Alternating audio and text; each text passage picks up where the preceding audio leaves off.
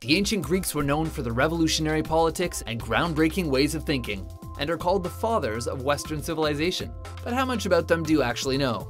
Welcome to WatchMojo's Top 5 Facts. In this installment, we're counting down the 5 most fascinating things that you probably didn't know about the ancient Greeks. Spartans! What is your profession?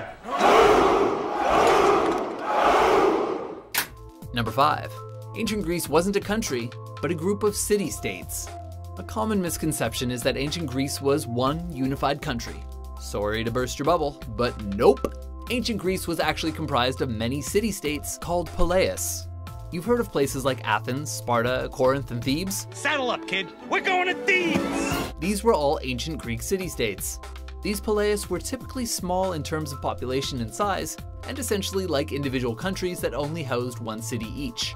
Because of this, each polis had its own judicial, political, legal, and currency systems, which, like we said, basically made them independent countries.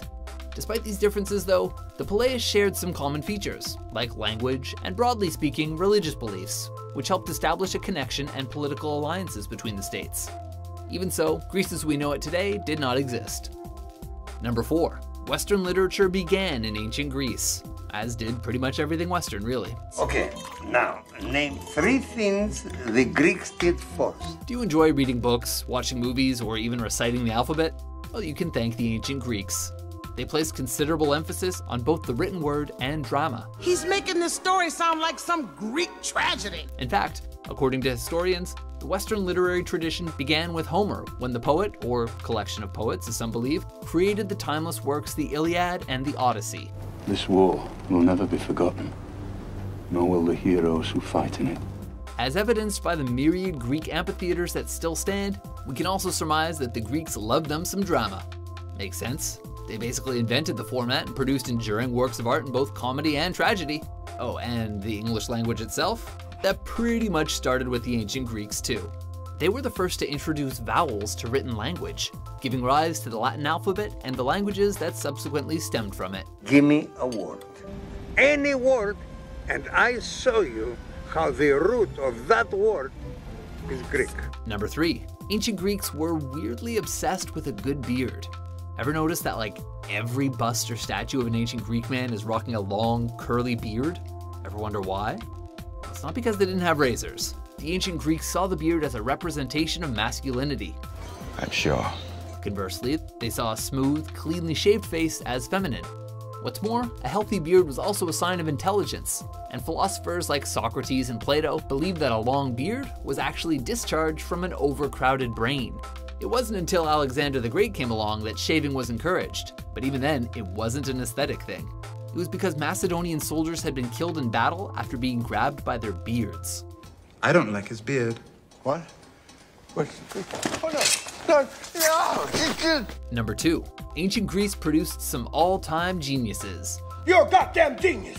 We're assuming that not every citizen of ancient Greece turned out to be a beacon of revolutionary ideas. Truth is, though, the civilization produced many geniuses that helped give rise to modern knowledge. In school, for those with a male persuasion, whose families could afford it anyway, boys were taught the fundamentals of reading and writing, but also studied musical instruments and advanced topics like geometry and astronomy. Aside from philosophers like Plato and Socrates, these schools also produced some other fantastic minds, such as the astronomer, mathematician, and geographer Eratosthenes, who miraculously gave a nearly accurate figure of the Earth's circumference by comparing the length of shadows at different latitudes. So, point being, ancient Greece had its fair share of smarty pants. She's smart enough for a girl. Oh, you think you're smarter than me, huh? Number 1. Ancient Greek democracy was very different from our own. Ancient Greeks were the architects of democracy, and Athens was its birthplace. However, their political system was far different from our own. Most modern societies practice a representative democracy, where citizens elect officials to make most of the decisions. The Greeks practiced direct democracy, where they cut out the middleman and vote on issues themselves.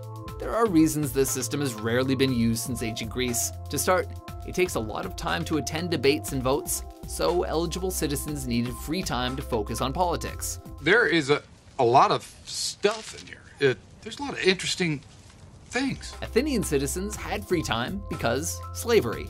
They had lots of slaves. Also, we said eligible citizens. For them, that only meant males over the age of 18 with an Athenian heritage. That's oddly specific. The vast majority of people in Athens had no say in how the place was run. So while Athens is credited as the birthplace of democracy, and some of its elements are similar to today's political systems, modern democracy is a very different institution, for better or worse. So, which of these facts surprised you the most? And would you want to hop in a time machine and check out the culture for yourself? For more philosophizing top 10s and luscious curly top 5s, be sure to subscribe to WatchMojo.com. Remember this day, man, or it will be yours for all time.